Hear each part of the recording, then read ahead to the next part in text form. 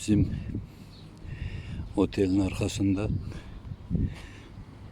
Behruz restoranı. Bu da restoranın heyetidir.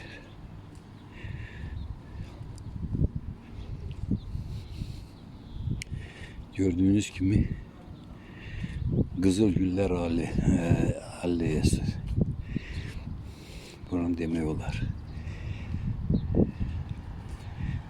Cennet bağı. Seher seher burada kuşlar okuyor. Kuşların sesi insana o kadar heves yaşamak için heves yaradır ki hamdolsun Allah'a. Burada da restoran bu restorandı. O kadar adı restorandı. O kadar bu herhalde normalde. Burada da idman eləmək için her cürə snaryadlar var.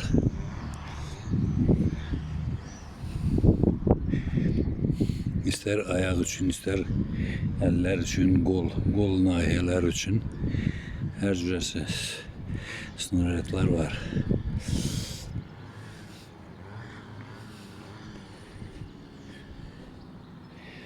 Bu havuz fontandı.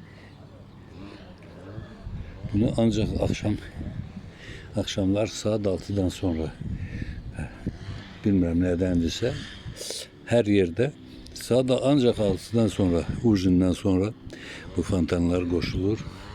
Yaxşı fəvvarələr olur. İndi keçək başka bir gül bağına.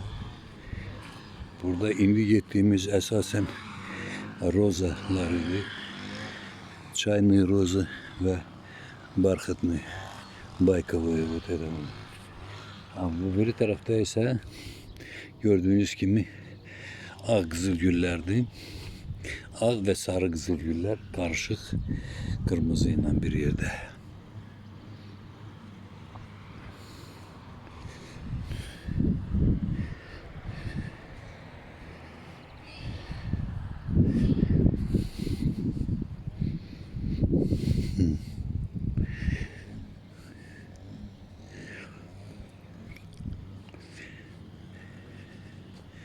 Laleden nergizden göşeksen gül çiçekli sen eller eliysen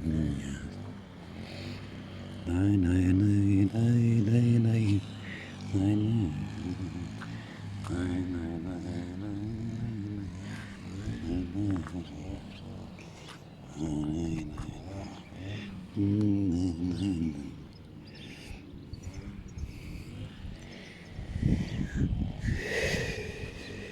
Kimse deyir təbiətin yarattıkları möcüzələrdir. Kimse deyir Allah Taala'nın yarattığı möcüzələrdir. Hər halda doğrudan da möcüzədir.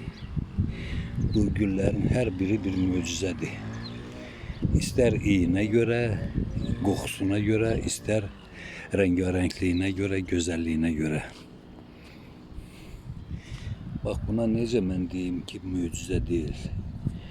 Veyahut da ki siz necə deyə bilərsiniz ki bu möcüzə değil. Bəli.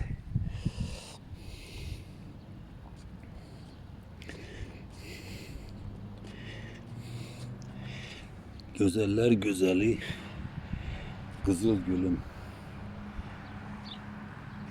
Hem ağ, hem kırmızı, hem sarı, hem çehrayı Kızılgülüm benim.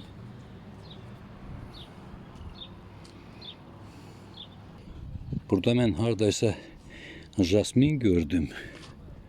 Ha, bak bu. Ben bileni bu jasmindi. Bu görüm iyi de gelir mi? Bəh. Maşallah. Bəli. Amma kollar hələ balacadır. Hələ ki kollar balacadır.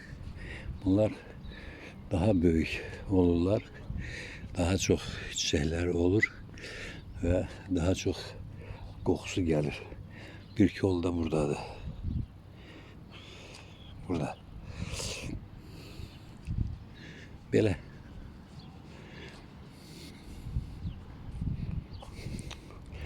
İstirahət üçün yaxşıdır. Çox gözəldir. Hər mənada. Hər mənada. Həm hava yaxşıdır, sərin havalardır. İsti deyil, soyuq deyil.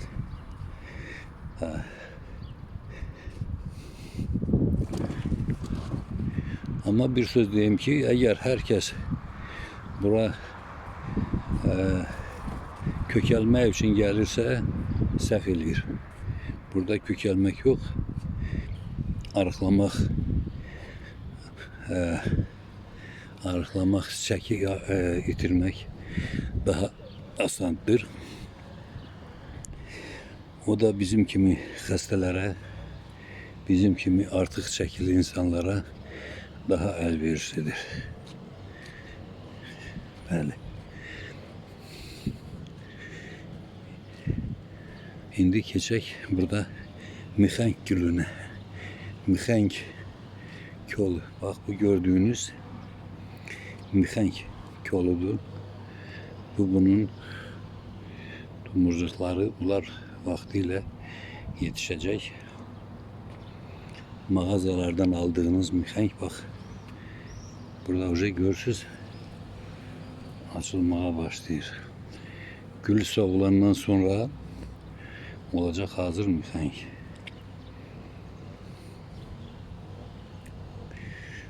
Böyle.